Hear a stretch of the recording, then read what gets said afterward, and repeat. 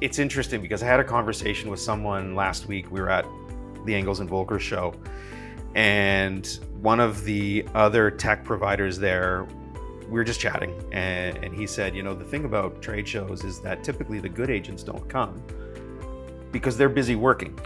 Right? It's an excuse for other people to get there and learn about what's going on, whether in the brokerage or in the franchise, and new features and technology that's being built. But the reality is, I think you as a broker or a top agent have to get out there minimum once or twice a year and get out to one of the better trade shows. And I always call it brand agnostic, shows that are put on by the NAR or organizations similar to that will give you the best bang for your dollar, because they're getting everyone from technology in a room and talking about it and talking about what's coming, which brands are going to merge, what the landscape is going to look like down the road, but also new features and functionality that we're going to talk about. I mean, Chime, we're talking about doing something in September that's so revolutionary for the business that no one's going to know if they don't attend one of these shows that we're going to be talking about it. So you have to get out there at some point. It's also a good way to network, and for recruiting,